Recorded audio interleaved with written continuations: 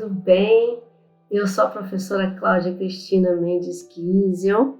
Estou aqui para ministrar a nossa última aula deste curso intitulado Uma abordagem antirracista no recenseamento de famílias no programa Bolsa Família. Qual que é o objetivo maior, né? Além de buscar os conceitos que nós trabalhamos nas aulas 1, 2, 3 e 4.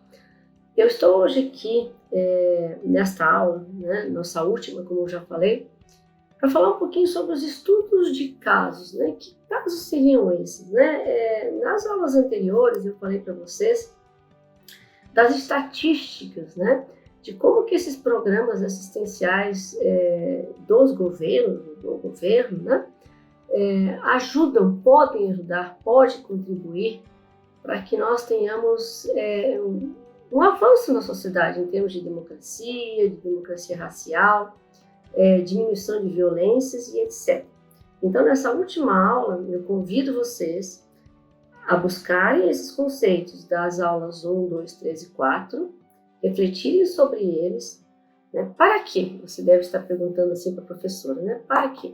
Para que eu acho que, né, o objetivo maior aqui, obviamente, é para que vocês estejam mais capacitados, né, para trabalharem com essas pessoas em situação vulnerável, né, que vocês atenderão, né, no programa Bolsa Família, né, nesse recadastramento, né, ou cadastramento, para ter esse olhar mais humanizado, com uma visão menos eurocêntrica, com uma abordagem antirracista, e para que a gente consiga fazer esse fechamento, né, dessa nossa reflexão aqui, né, deste curso, né, essa conclusão, né, que eu digo que nada é concluído, né, mas essas considerações finais.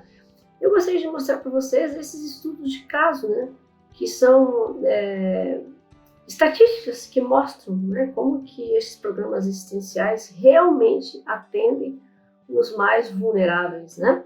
E eu trago isso com base nas estatísticas, com base nos estudos que foram feitos, né, pelo IBGE, por outros, né, pesquisadores, né, brasileiros e etc. Né? Então, aí, o que nós vamos discutir? Né? Refletir sobre racismo, desigualdades e o Bolsa Família.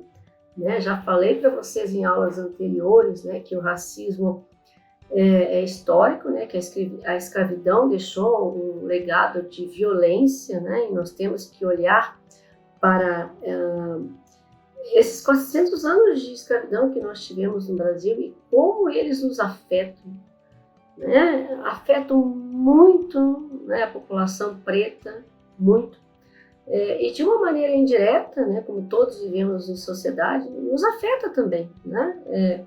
Eu reconheço a minha posição de mulher branca, eu entendo, né, e me desconstruo todos os dias e me construo também, né, que como a minha branquitude e como a nossa branquitude, ela nos abre espaço, né? Falamos de racismo na mídia, falamos de racismo no material didático, e assim por diante. Como que esse racismo, gente, ele está presente, né? Ele permeia nossas relações em sociedade, né? Falamos na nossa última aula, que foi a aula 4, de uma linguagem racista, e como esse discurso, né, racista, ele oprime e ele causa violência, né? Ele causa baixa autoestima nas pessoas, né, que já são vulneráveis, né? Já sofrem essas atrocidades, né, todas, né, que a sociedade, né, racista que nós temos no Brasil, eles impõem, tá bom? E vamos discutir, né, como os programas assistenciais podem contribuir para a diminuição da desigualdade. Como vocês estão adentrando este campo, estão trabalhando, né, irão trabalhar, né, com essas populações mais vulneráveis, é muito importante que você chegue com essa reflexão, né, de entender um pouquinho desse programa Bolsa Família, né, e como que a abordagem antirracista ela pode ajudar você com o entendimento na estatística, na história, todas as ciências, como que ela pode ajudar você a ser uma pessoa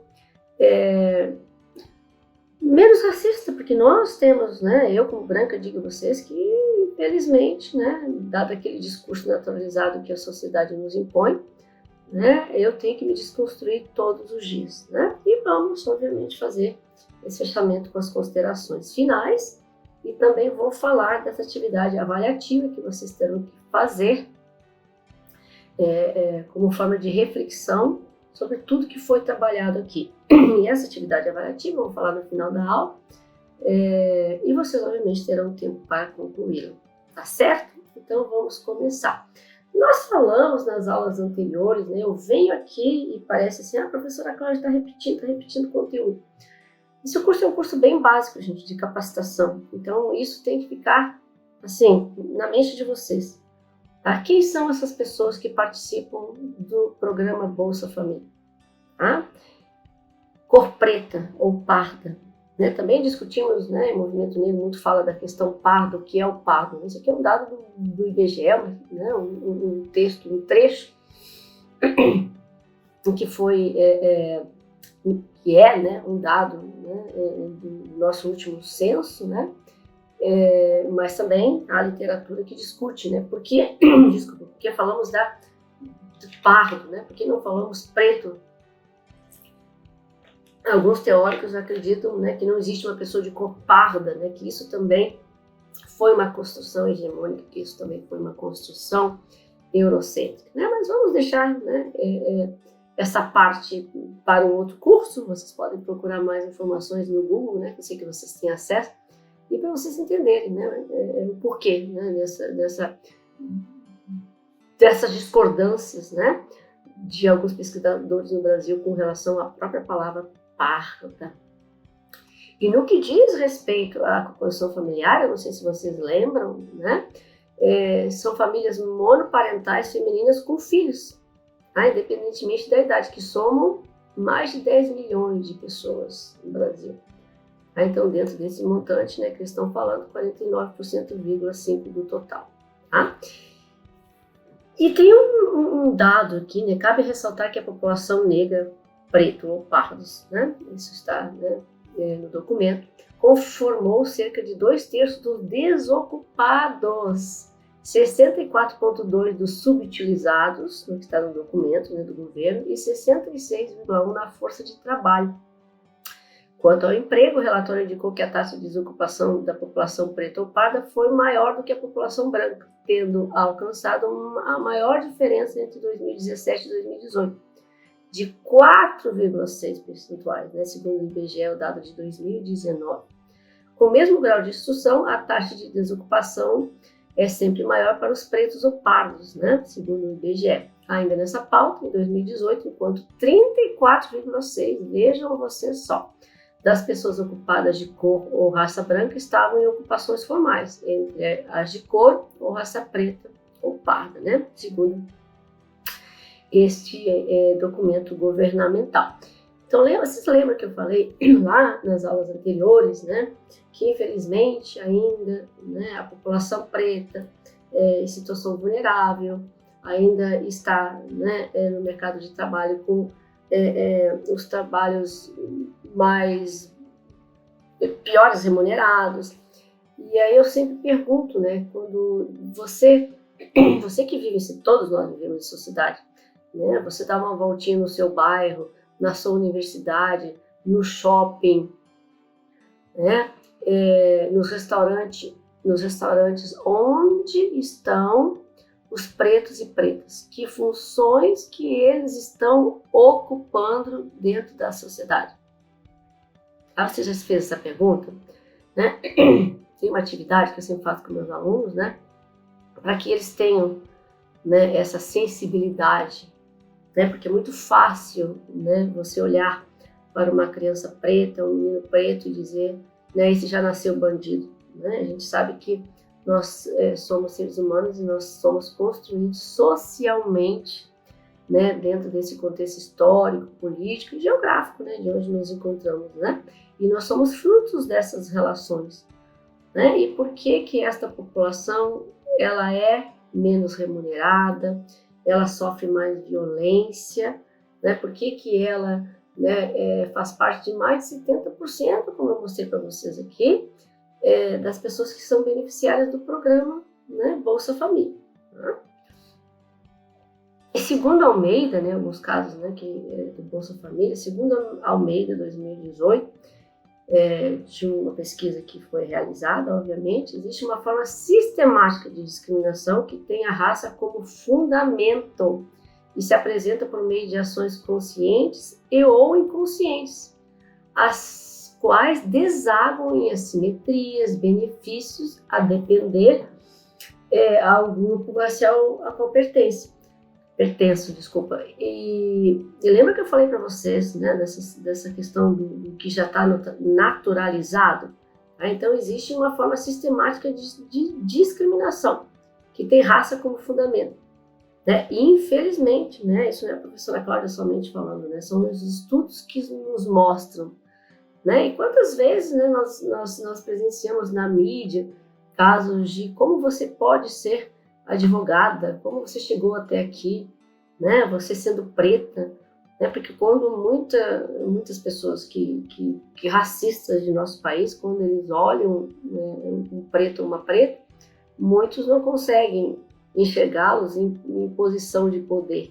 E por que isso não acontece, gente? É uma construção, né, histórica, já foi naturalizado dessa maneira. Então, cabe a nós, né, refletir e mudar, né? Até mesmo as pessoas que participam, né, são beneficiárias do programa Bolsa Família, muitas são julgadas e violentadas, que não querem trabalhar, né? Mas é muito fácil você falar isso, né? Eu falar isso de uma posição, né, de privilégio, né? Enquanto as outras pessoas não possuem nem o que comer em suas residências, né? Acesso à moradia baixíssimo, praticamente zero acesso à saúde, né? Aos bens de consumo, né? Como falamos, né? Essa discriminação é também presente no programa Bolsa Família. Como, né? Como que o governo entende, né? De acordo com o governo federal, o programa de transferência direta de renda, o Bolsa Família, foi direcionado às famílias em situação de pobreza e de extrema pobreza em todo o país. Tá? Então, eles notaram que existe essa discriminação no país, tá? Que é legado, né, de anos de racismo, de escravidão que nós tivemos no país, e eles objetivaram atender essas famílias. Então, em tese, em 2020, foram 13,9 milhões de famílias atendidas pelo Bolsa Família. Segundo o órgão, né, que estamos falando do IBGE, as famílias consideradas extremamente pobres foram aquelas que possuíam renda mensal, vejam vocês só, de até R$ 89 por pessoa. No desenho da política pública, que é uma política pública, são essas políticas que o governo desenvolve, uma política afirmativa, uma política assistencial. As famílias pobres seriam aquelas de renda mensal entre R$ 89,01 e R$ 178 por pessoa, bem como apresentavam em sua composição gestante, criança, adolescente entre 0 e 17 anos. Então, há vários textos, né, que nos mostram que a Bolsa Família tem cor, né? E quando eu digo que tem cor, né, quais são as pessoas, né, mais vulneráveis que precisam ser assistidas? E por que elas precisam ser assistidas? Elas precisam ser assistidas porque nós voltamos lá na história para buscar todo o sofrimento, né, e toda essa violência que elas sofreram, né, ao longo dos anos, né? Nós precisamos representá-las, nós precisamos de meios, né, de dar meios a elas para que elas ascendam socialmente. Então, vamos lá. Segundo o DIEESE, né, sob enfoque do PNAD, contínuo por domicílios, em novembro de 2020, vejam só vocês, é um dado bem atual, né? Dos 8 milhões de pessoas que perderam emprego entre o primeiro e o segundo trimestre de 2020, 6,3 milhões eram negros e negras, o equivalente, vejam só, a 71% do total. Entre o quarto semestre de 2019 e 2020, né, porque 2020 já temos a pandemia, cerca de 72%, 8,1 milhões de negros e negras estavam em situação vulnerável no país, segundo o DIEESE. Em última análise, a instituição afirmou que foram os homens negros com carteira, né, carteira assinada, 1,4 milhão, e sem carteira. Ah, e os que trabalhavam por conta própria, 1,2 milhão, que perderam as ocupações na pandemia. Ah, então você veja, a pandemia veio para acirrar ainda mais essas diferenças, né? Como nós sabemos, quem foram todos sofremos, né? Sofremos, obviamente, perdemos parentes, né? Entes queridos, amigos, etc. Mas a população mais vulnerável ainda continua sendo a população negra. Para as mulheres negras, os números não ficaram atrás. Perderam os postos de trabalho 887 mil trabalhadoras com carteira assinada, gente, vejam só.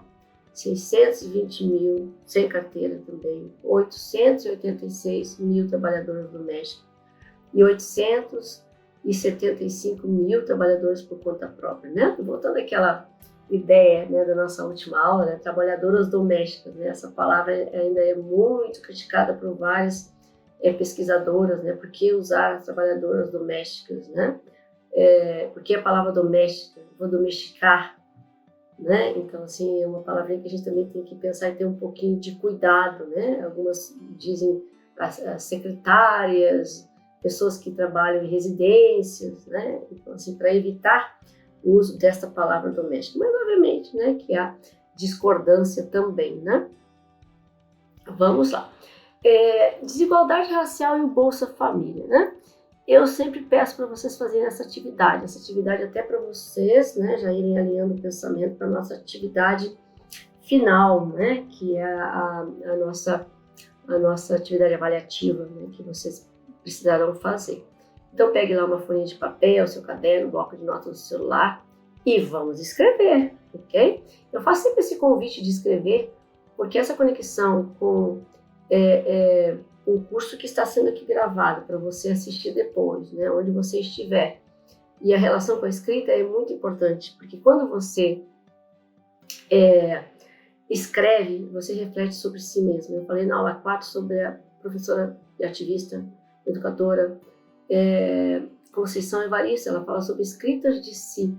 Então vamos escrever para a gente se conhecer um pouquinho melhor, né? Eu, quando escrevo, eu me reconheço ali na minha escrita. Tá? Eu sou a pessoa que está escrevendo para entender a minha história, né? E como entender de nossa história se você não busca lá no passado? Então eu quero que você escreva e você fique assim uns minutinhos pensando, pode até pausar o vídeo, né? Porque você vai seguindo e não vai fazendo o que a professora pediu.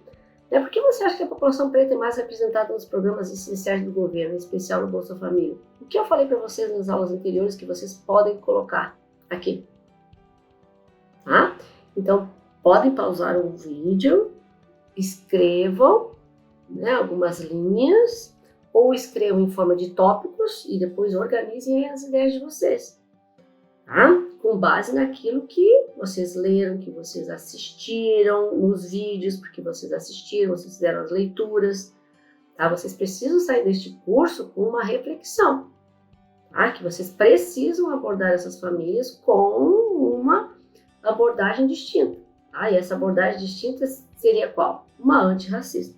Obviamente que vocês não vão entender tudo sobre educação antirracista neste curso, eu ainda tenho muito que aprender, mas é sim um pontapé inicial, como se diz, tá certo? E obviamente quando vocês lembrarem, né, dos conceitos anteriores, vocês vão lembrar dessa imagem, tá? De igualdade e equidade.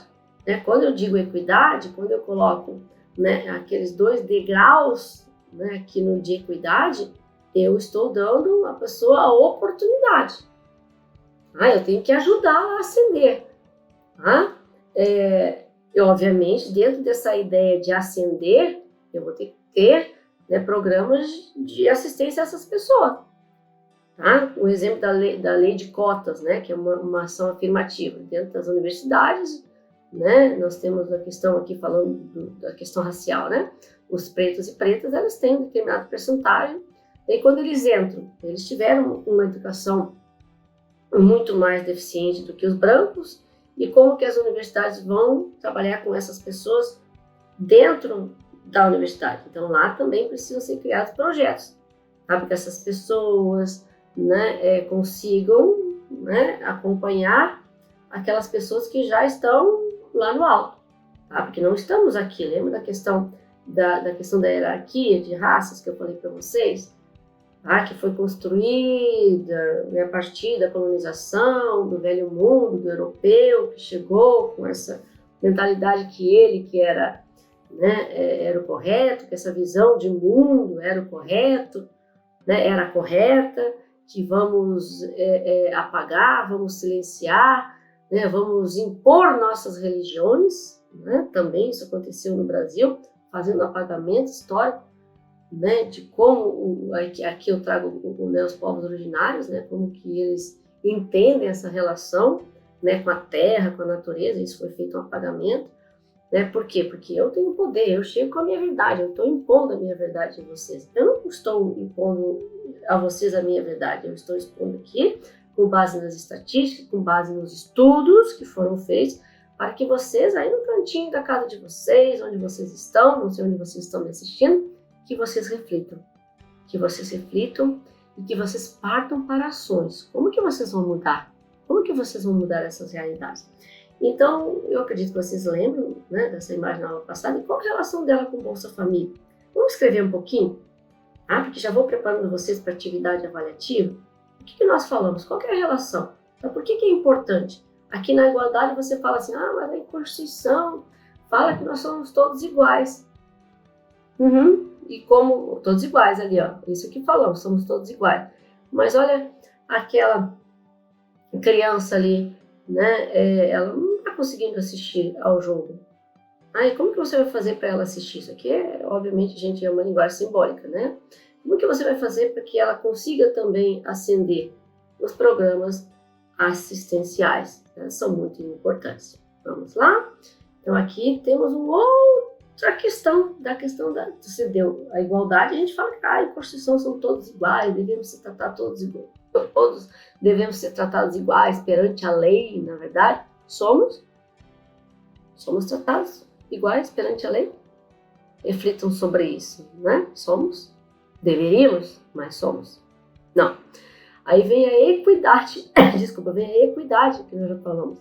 E vem a questão da liberdade, né? Isso é o que a gente almeja, que um dia aconteça, né? Que não tenhamos mais barreiras, que todos tenhamos o mesmo acesso, segundo, né? E você vai fazer o que você quiser fazer segundo a sua trajetória de vida, segundo o seu pensamento, o que você quer, o que você gosta, o que você não gosta, tendo as mesmas oportunidades, o que isso ainda não é visto, né? E essa questão do Bolsa Família e liberdade, qual que é a conexão?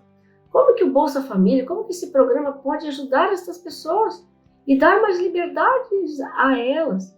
Então temos casos sim que mulheres saíram, né, de situação violenta porque tiveram acesso ao programa e hoje não estão mais no programa, elas conseguiram ascender, estão no mercado de trabalho e não precisam mais do programa Bolsa Família. Esta é a intenção, que um dia ela saia, e nossos estudos, né, eles mostram que elas estão saindo. As pessoas estão saindo através desses programas assistenciais. Eu sei que tem muito preconceito com relação a essas políticas públicas governamentais, e muitas pessoas, gente, falam com muita propriedade sem as leituras, né? E não tem como fazer isso. Como que você vai entender, né, de uma realidade sem uma leitura? Sem uma leitura, sem assistir a um vídeo. E é um vídeo, né? Você pode assistir um vídeo falando que não, com base na pesquisa, com base na ciência. E outro falando que sim. Você pode fazer isso? Há milhões de vídeos que falam, né, sobre isso, né? Este vídeo, né, que eu trago para vocês aqui fala do programa Bolsa Família e as Mulheres Pretas, tá? Então depois vocês podem, né, colocar aqui o celular de vocês, assistirem, tá? Depois de nossa aula, e voltem a todos os vídeos que a professora, né, mencionou aqui, para que vocês tenham mais informações. Olha, eu não entendi muito bem o que a professora falou sobre a questão de raça, hierarquia hierarquizada, vai lá e assiste o vídeo do professor Munanga Kabengele, tá?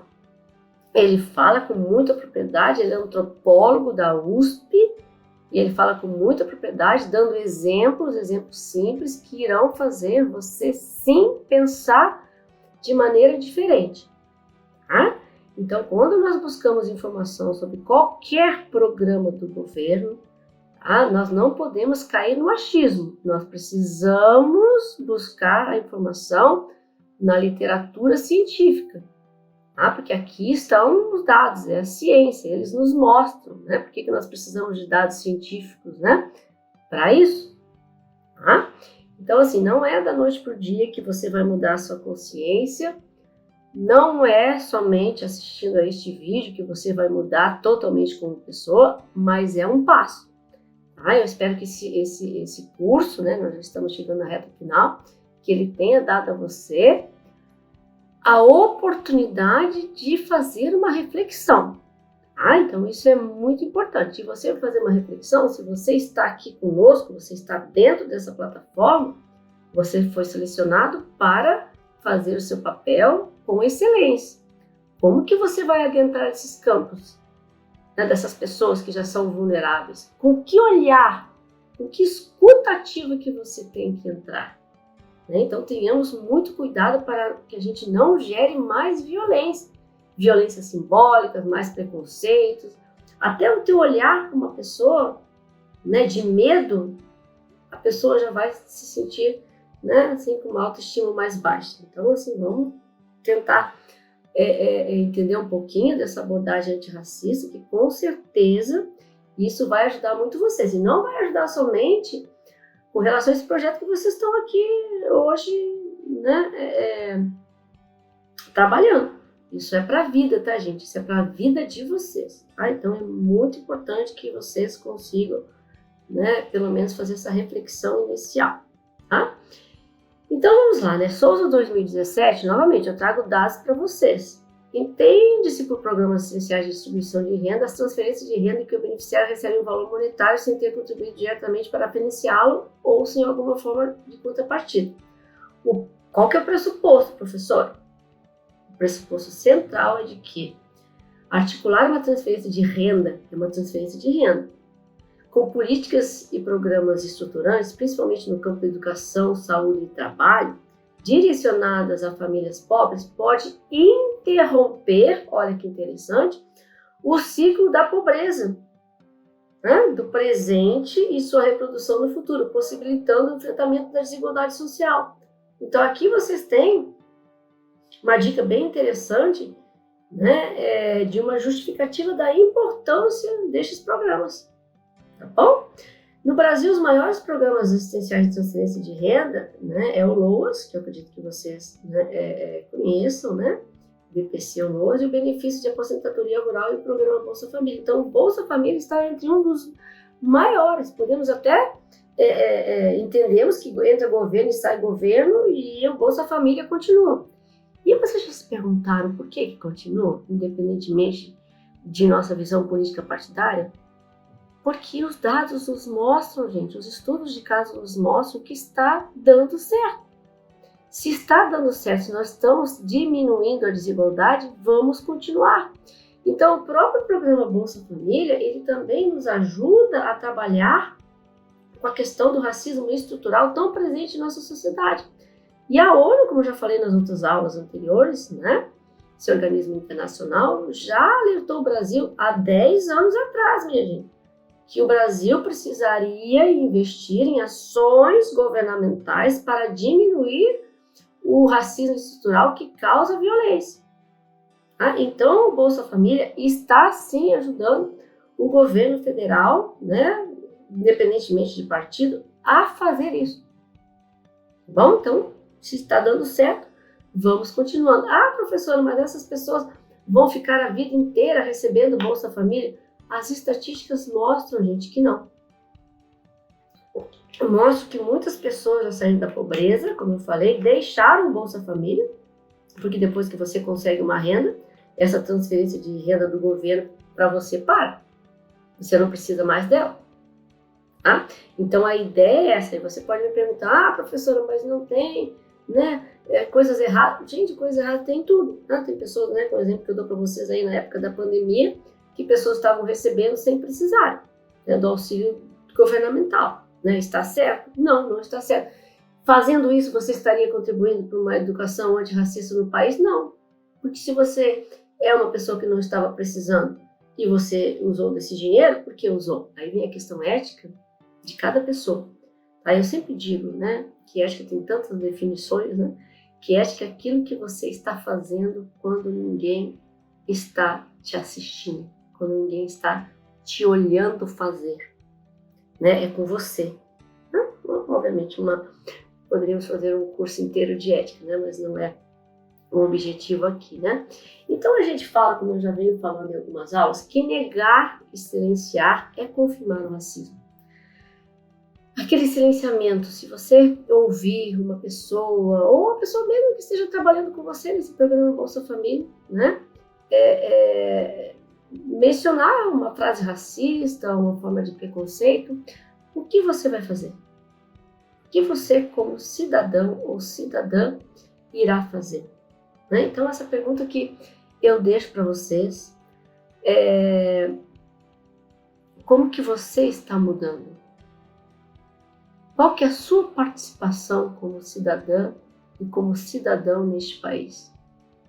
O que você está fazendo? Porque eu acho que é muito fácil e até bastante hipócrita, né, de nossa parte reclamar das violências, do racismo, né, sem que a gente consiga entender que nós somos parte de tudo isso, que nós não vivemos sozinhos nem sozinhas dentro de uma sociedade. Nós vivemos em conjunto, nós vivemos tudo que afeta você de uma maneira indireta vai afetar a mim. O que eu faço vai afetar você. O que eu faço como professora afeta todos os meus alunos. Se eu não tenho uma gestão humanizada, neste olhar na diversidade, neste olhar, né, da discriminação racial, né, entender que existe discriminação racial no Brasil, como que eu vou contribuir para uma mudança, né, de vocês, minha, né? Eu sempre achei e procuro continuar pensando dessa forma, que eu preciso contribuir com uma melhoria em nossa sociedade. Tá? Então, o nosso, né, ministro Silvio Almeida, né, ele fala que o racismo como processo histórico e político, vocês lembram que eu falei? Histórico, que vem, né, de uma história, né, de um legado da escravidão, e político, né? Cria as condições sociais para que, direta ou indiretamente, grupos racialmente identificados sejam discriminados de forma sistemática. Então está dentro de um sistema opressivo, de um sistema racista que nós precisamos desconstruir. Aí você pode estar me perguntando, como já me perguntaram em sala de aula, por que a senhora se importa tanto, a senhora tem tantos privilégios, a senhora é branca, né? Porque eu vivo em sociedade, né? E eu penso em melhorias para a sociedade, eu penso não só em mim, eu penso no todo, né? E eu vejo assim, cada vez mais, né, as pessoas pensando, como falamos, né, dentro do seu quadrado. Nós precisamos quebrar este quadrado nos oprime, né? Esse quadrado faz com que a gente pense com base no senso comum, né? E isso deve ser, com certeza, né, desconstruído, né? Então vamos lá, né? Continuo pensando como programas como Bolsa Família podem ajudar as pessoas mais vulneráveis. E eu que estou falando, né, da questão racial. Bom, você de repente em outro curso vai aprender, né, vai refletir sobre outras pessoas vulneráveis, as mães solo, né, e assim por diante, né? Como melhorar, né, como mudar, como esses programas estão ajudando. Com base, gente, toda vez que vocês forem escrever, nós precisamos de dados, né? Porque aí você vai tornar o seu texto mais coerente, né? Vai ter mais propriedade, vai ter mais peso. Eu acho que o Bolsa Família não funciona. Por que você acha? De onde veio esse discurso naturalizado? Quem colocou isso na sua cabeça? O que você procurou para ler que te mostra uma outra realidade? Hã? As considerações finais, né? As estatísticas nos mostram que os programas assistenciais do governo federal, como o Bolsa Família, é capaz de contribuir para a diminuição das desigualdades no Brasil. E como? Já falei para vocês, transferência de renda, ajudando as pessoas a ascenderem, porque elas sim tiveram um histórico de violência, né? No caso da população preta, a escravidão deixou um legado na vida delas, e como que nós vamos mudar isso? Né? E aí nós partimos para essa atividade avaliativa escrita, que depois vocês vão ter, né? Precisarão fazer. Então, o que eu peço para vocês, né? E precisa, obviamente, gente, ser um texto autoral, tá? Com base no que estudamos no curso, escreva um texto dissertativo sobre a importância de uma abordagem antirracista no programa Bolsa Família. O seu texto deve ter entre 20 a 25 linhas. Lembre-se de usar a norma padrão de nossa língua portuguesa e revisar o seu texto antes de enviar. E o texto deve ser autoral. Isso significa o quê, professora? Que vocês não podem copiar nada da internet. Então, por que você acha que uma abordagem antirracista é importante? Fale sobre essa importância. É importante? Por que é importante? Aí você pode trazer a questão da raça, da questão do legado histórico, de entender as construções identitárias. Vocês podem trazer a linguagem racista nessa abordagem, porque essa abordagem ela é muito ampla, né? Bem dentro de uma ideia de educação antirracista. E por que essa abordagem é importante? Como que ela vai facilitar o seu trabalho? O seu trabalho com um olhar mais respeituoso, mais humanizado. Como isso vai ajudar você no seu desempenho, né, neste projeto que você está agora incluído, tá? Então façam essa atividade escrita com cuidado, revisem o texto de vocês. Eu sei que muitos têm problemas com escrita, né? Esse é outro problema do nosso país, né? E aqui como professor de letras eu já falo também que pesquisas foram feitas, né?